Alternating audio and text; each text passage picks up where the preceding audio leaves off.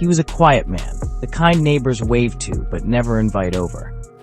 In a small Oregon town nestled between misty evergreens and quiet streets, 42-year-old Daniel Rowe lived alone. No wife, no children, no visitors, just an old video camera, a locked basement door, and secrets. When Daniel died suddenly of a heart attack in May 2022, it should have been the end of his story, but it wasn't. It was just the beginning.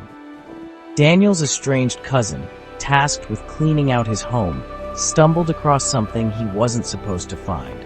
A worn leather case buried beneath insulation in the attic. Inside, 47 unlabeled VHS tapes. Each tape was dated, each tape showed a different girl, and each tape started the same way. A knock, a soft voice. "Hi, I'm here about the babysitting job." Some of these tapes date back to 1999. We believe the women in them answered classified ads and never returned home. He was always polite, quiet. He mowed his lawn at the same time every Sunday. Never thought he was capable of this. The tapes showed Daniel luring women in with the promise of a job, babysitting, cleaning, dog walking. The camera, always rolling, was hidden behind a curtain in the corner of the room.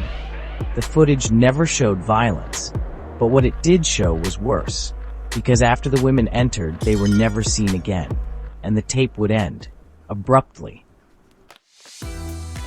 All the tapes end mid-sentence. No signs of struggle on film. It's what's not there that's disturbing.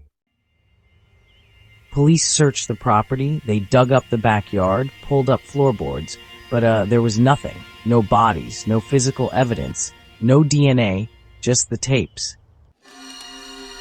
And then, they found one more. Tape number 48, dated October 2013, the only one that was labeled. She fought back. Unlike the others, this tape was, well, chaotic. The footage was shaky. There was screaming, a scuffle. The girl runs out of frame. The camera hits the floor. Then, silence. And the basement door creaks open. We enhanced the audio. There's a second voice on that tape, a woman's voice. "Get off me. He's got others down there. Please. Please." Inaudible. "Don't go down there." The basement door had always been locked. When police finally broke it open, the room was empty, freshly painted, smelled of bleach, no signs of life or death. I rented that place to him for 20 years, never saw the basement. He told me it was just for storage. Daniel Rowe had no criminal record, no known associates, no digital footprint, just a house full of tapes and silence. We believe he may have been responsible for the disappearances of up to 13 women, but without bodies, we can't confirm anything. But there's one more thing. Last month, a woman came forward. She saw the story on the news. She recognized the man. She recognized the house. She remembered the job interview. She remembered escaping. But she doesn't remember how or why he let her go. "He told me to run. He said I wasn't like the others. Then he smiled and pressed record." Daniel Rowe is dead. The tapes are real. The women are still missing. And the truth may have been buried with him. Until next time, keep listening. Witness statement. I saw Daniel Rowe late at night, carrying something heavy into the woods behind his house. He looked over his shoulder, but I never saw what he buried. I was too afraid to tell anyone until now. Police transcript officer, did you ever enter the basement? Landlord, no, he always kept it locked, said it was just for storage. Officer, did you notice any strange smells or noises? Sometimes late at night, but I thought it was just the pipes. Unsettling evidence. Forensics recovered a single earring, wedged behind a floorboard. It matched the description of a missing woman from 2003. No other trace was found. But, just as investigators began to piece together the case, a shocking twist emerged. A new tape surfaced, this one postmarked from another state, far from the original scene.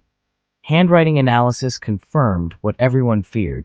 It matched Daniel's unmistakably. The footage that played was even more disturbing. It revealed a different house, a different basement. Yet, through the static and darkness, the same chilling voice echoed through the speakers. Let's begin again. Suddenly, the horrifying possibility became clear. This nightmare may not have ended. It might have only just begun. The case remains open. The tapes keep arriving, each one more disturbing than the last. No one knows who is sending them or why. The truth, it seems, is still out there. A new voice emerges from the shadows, a neighbor who, until now, had stayed silent. In a recorded statement, she recounts her memories of Daniel Rowe's late-night routines. According to her, Daniel was often seen leaving his apartment at odd hours, sometimes returning with unfamiliar figures.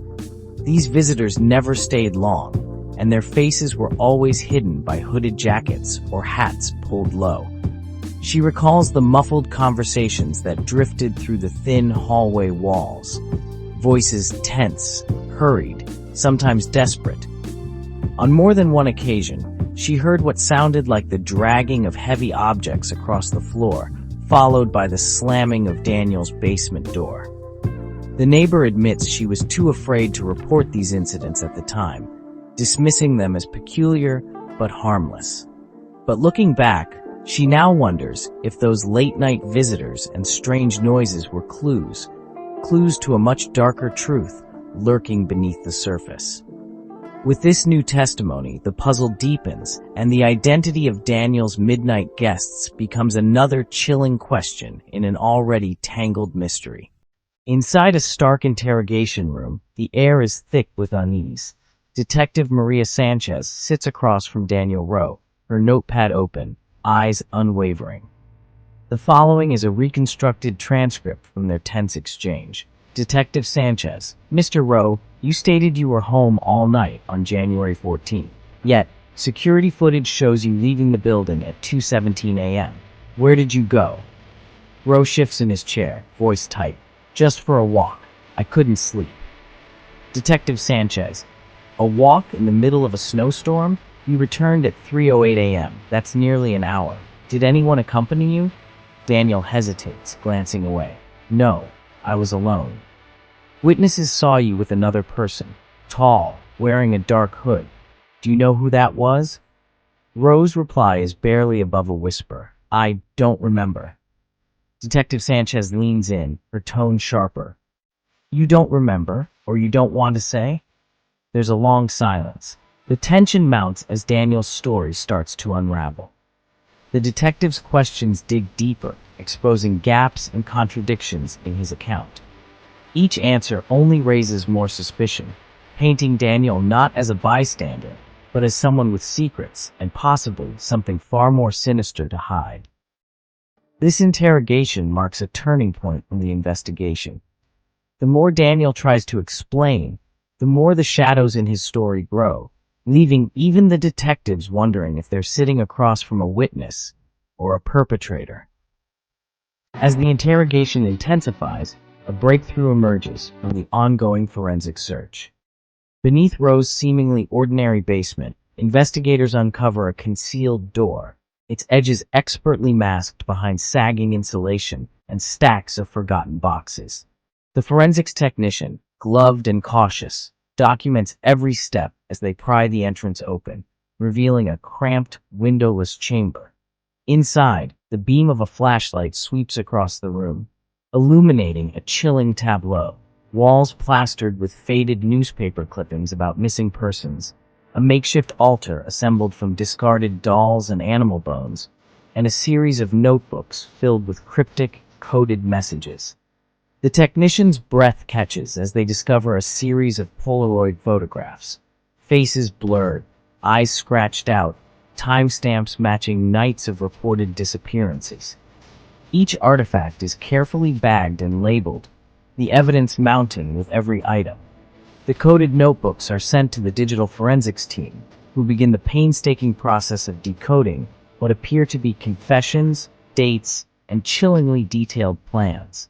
The technician's voice, captured on their body cam, is tense, This changes everything. This isn't just a hiding place. It's a shrine, a record, and maybe even a blueprint for what's next. With the discovery of the hidden room, the investigation takes a dark, new turn. The evidence is no longer circumstantial.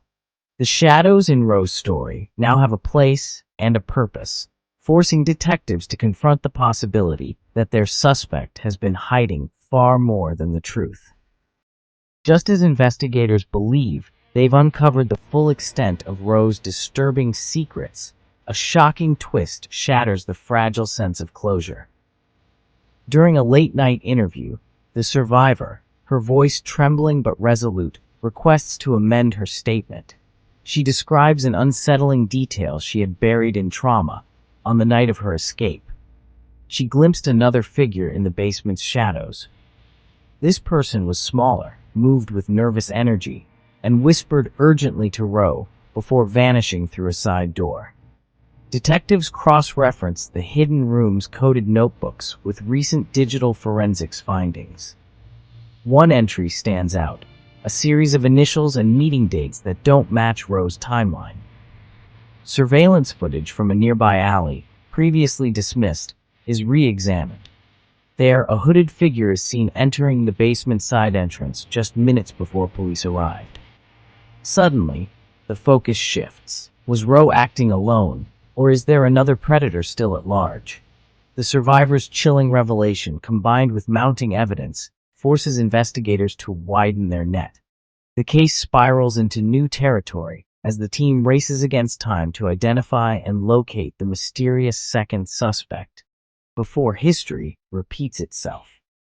The investigation is no longer about uncovering a lone monster. It's about stopping a partnership built on secrets, shadows, and unimaginable horror. As dawn breaks over the quiet neighborhood, the weight of the case finally settles on those who lived through its darkest hours. Detective Sanchez stands outside the now silent house, her silhouette framed by the first golden rays of morning. She gazes at the boarded windows, lost in thought. Cut to the survivor, sitting in a sunlit park, the world moving gently around her. For the first time, her eyes hold a glimmer of peace. She clasps a small notebook in her hands, the last piece of evidence she kept, a symbol of her resilience. Her voice, steady and clear, narrates, "It took me a long time to believe I could be safe again. But I'm learning. The shadows don't follow me anymore. I survived, and that's my story now, not his." Detective Sanchez, in a recorded interview, addresses the camera directly. "We may never know the full extent of what happened in that house, but we do know this. The courage of one survivor exposed the truth. The dedication of our team ensured justice had a chance. And while some mysteries remain, we move forward, more vigilant, more compassionate, and more determined to protect those who can't protect themselves." The camera pans upward, leaving behind the haunted street as light fills the screen. In the end, it's not just about the evil that was uncovered, but the lives rebuilt in its aftermath. The scars remain, but so does hope. The story doesn't begin with the crime. It begins much earlier, in the shadowed corners of Daniel Rowe's childhood. Archival photos flicker on screen. A young boy alone on a rusted swing, his eyes searching the horizon. Old home videos reveal a quiet child, always on the edge of family gatherings, his voice barely above a whisper. Neighbors recall the distant sounds from the Rowe house, raised voices, a glass breaking, silence falling like a shroud. School records paint a portrait of isolation.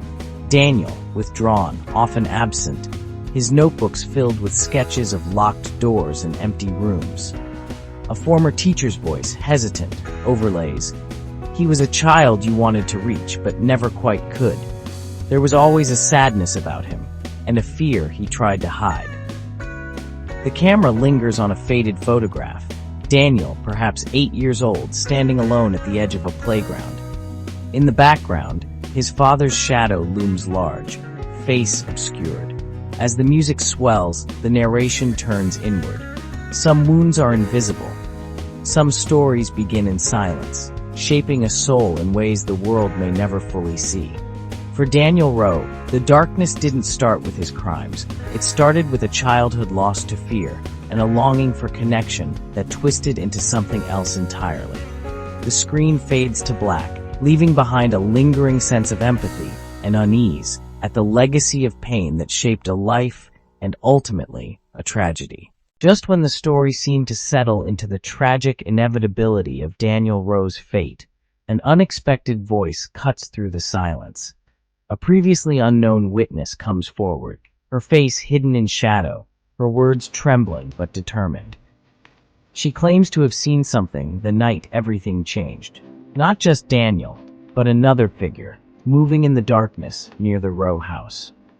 On screen, grainy security footage flickers, a brief, indistinct silhouette slipping behind the hedges.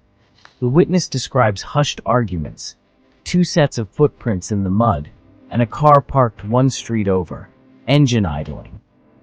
As she speaks, police sketches and timeline graphics flash across the screen, introducing the possibility of a second suspect, someone who has remained hidden in plain sight. Her testimony shakes the foundation of the entire case. Was Daniel truly alone in his actions? Or has an accomplice evaded justice all this time? Investigators reopen files, combing through overlooked details. The music tightens, a low pulse of uncertainty as new evidence emerges. A partial fingerprint, a misplaced key, a phone call never traced. The narrative fractures. Doubt seeps in. What if the story everyone thought they knew is incomplete? What if the darkness that shaped Daniel Rowe's life also concealed another, someone whose secrets may be even more dangerous? The screen lingers on the witness's trembling hands, cut to black, and the question hangs in the air. How many shadows truly haunted that house? The camera fades in on a softly lit living room, photographs lining the mantel, a blanket folded neatly on the arm of a chair. We hear the voice of Emily Rowe, Daniel's younger sister, her words fragile yet unwavering. Her face is never shown, but her hands fidget nervously in her lap. People ask what it's like, losing someone to something so senseless. But it's not just the loss. It's the empty chair at dinner, the birthdays missed, the way laughter feels out of place now. Every day I wake up and remember, he's gone, and I don't know why. As Emily speaks, childhood photos flicker across the screen. Daniel as a boy, smiling in the sunlight, a family gathered around a cake. The images are bathed in nostalgic haze. Emily. The hardest part isn't the questions people ask. It's the questions I still want to ask him. What was he thinking? Was he afraid? Did he know how much we loved him? She pauses, voice breaking as a tear slips down her cheek. Emily. The world keeps moving, but for us, time stands still. The silence in our house is louder than any argument, any scream. I wish I could believe in closure, but there's no such thing. There's only learning to live with the echo of what's missing. The music swells gently as the interview ends. The camera lingers on a family photo, Daniel's smile frozen in time. The screen fades to black, leaving viewers with the weight of loss and the enduring ache of unanswered questions. In the cold, sterile office where it all began, the files are finally closed. The mug of black coffee sits untouched, its purpose, like so many questions, now finished. The psychologist's hands, steady and gloved, close Daniel Rowe's case file for the last time. The highlighter marks and margin notes are no longer just evidence. They are the record of a mind unraveled, a story finally told. Criminal psychologist, audio steady reflective. Daniel Rowe's silence was his shield, but in the end, it was also his undoing. What he hid shaped the lives of everyone he touched. The evidence, once locked away, is now revealed. The secrets no longer have power over those who survived. Daniel's routines, once ritualistic and isolating, are now understood for what they were. A desperate attempt to control a world slipping away. The struggle within him is no longer a mystery. The compulsion to control, the fear of being seen, have been brought into the light. The crime scene photos, once haunting, now serve as a testament to the truth uncovered. Daniel's handwriting, once cryptic, now reads as a confession, his final attempt to be understood. The footage of him moving through his apartment, always glancing over his shoulder, is now a memory, one that no longer holds the same fear. Criminal psychologist. Isolation defined Daniel, but it did not define those he left behind. The survivors, once fractured by mistrust, have found solidarity in the truth. Detective Maria Sanchez, April Brooks, and the others have rebuilt what was broken. The tapes Daniel left behind are no longer just evidence. They are a warning and a promise that silence will never again be mistaken for safety. Daniel's need to be understood was real, but the cost was paid by all who crossed his path. Now, the fear and longing that once warred within him have given way to a hard-won peace for those left behind. The psychologist's voice fades, replaced by the steady pulse of closure. Criminal psychologist. Motivation is never simple, but in the end, the truth, however painful, sets us free. Daniel's journey is over. The crossroads he faced are now behind him, and those he hurt have chosen their own paths forward. The shadows he cast have faded, replaced by the resolve of those who survived. The questions that haunted this case have answers now. The uncertainty is gone. The silence Daniel left behind is no longer a void. It is a space for healing, for hope, for new beginnings. The camera lingers on Daniel's final note. Sometimes the quiet is the loudest scream. But now, that scream has been heard. The screen holds on the note, but this time, the tension is gone. The story is complete. The storm has passed.